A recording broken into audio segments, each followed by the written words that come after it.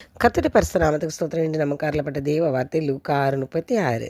உங்கள் பிதா இரக்கமுள்ளவராய் இருக்கிறது போல நீங்களும் இரக்கமுள்ளவராயிருங்கள். இந்த வசனத்தில் கர்த்தராகிய இயேசு கிறிஸ்து நமக்கு சொல்லிக் கொடுக்குறாங்க. நம்முடைய பிதாவை போல இரக்கமுள்ளவராய் இருங்கள்னு சொல்லிக் கொடுக்குறாங்க. பிதா எவ்வளவு இரக்கமுள்ளவர்னா, நம்முடைய பாவங்கள் அக்கிரமங்களின் நிமித்தம் நம்ம அழிந்து ஆக்கினைக்கு உட்படாமட்டு போயிடாமல் இருக்கிறதுக்காக நம்மேல் இரக்கமும் அன்பும் கொண்டதுனால தான் தன்னோட ஒரே குமாரனை நமக்காக ஈந்தார்.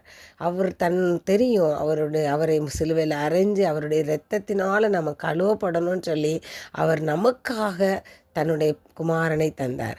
அப்படிப்பட்ட கர்த்தர் நம்முடைய தகப்பன். அப்போ அவருடைய பிள்ளைகளாகிய நாமும் இரக்க சிந்தனை உள்ளவர்களாக இருக்கணும். ஆதி காலத்தில் இருந்தே எல்லா ஜனங்களையும் எகிப்திலிருந்து இஸ்ரேல் ஜனங்களை மீட்டு எடுத்து கர்த்தர் கொண்டு வராங்க.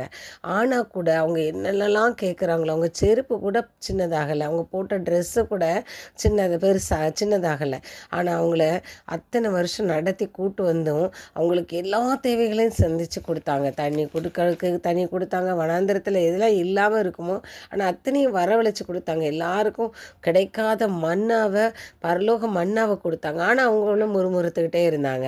அப்படி இருந்து அவங்களுக்கு காடைகள் எல்லாம் கொடுத்தாரு. எல்லா வசதிகளும் செஞ்சால் கூட வணங்கா கழுத்துள்ளவர்களாக அவங்க மாறி போனாங்க. ஆனால் அப்படி இல்லாமல் கர்த்தருடைய இரக்கத்தினால தான் நம்ம இன்றைக்கி பிழைச்சிருக்கோம்.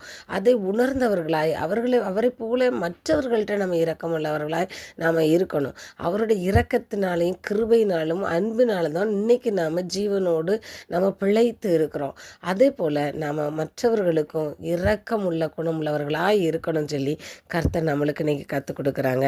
மத்தேயு 5:7 சொல்லியிருக்காங்க, இரக்கமுள்ளவர்கள் பாக்கியவான்கள், அவர்கள் இரக்கம் பெறுவார்கள். அப்போ இரக்கம் உள்ளவர்கள் பாக்கியவான்கள்னா கர்த்தருடைய பிள்ளைகளாகி நாம் இரக்கம் மற்றவர்களுக்கு கொடுக்கும்போது கர்த்தர் நம்மேல் அலாதி அன்புள்ளவராய் மாறுவார். அதனால் அவருடைய இரக்கம் நம்மளுக்கு எளிதாய் கிடைக்கும். நம்முடைய வாழ்க்கையில் இது கிடைக்கணும்னு சொன்னால் நாம் மற்றவர்களுக்கு அன்பு செலுத்தும் போது ஆட்டோமேட்டிக்காக கர்த்தர் நம்மேல் அன்பு செலுத்தி நமக்கு தருவார். சிறுமையில்பட்டவர்களை நம்ம தாங்கும் போதும், ஏழைகளுக்கு உதவி செய்யும் போதும், மற்றவர்களுக்கு இரக்கத்தோடு அந்த இருதயத்தின் ஆழத்திலிருந்து நம்ம அவர்களை அன்பு செலுத்தும் போதும் பரம தகப்பன் நம்மை போஷிப்பார், நம்மை பாதுகாத்து கொள்வார்.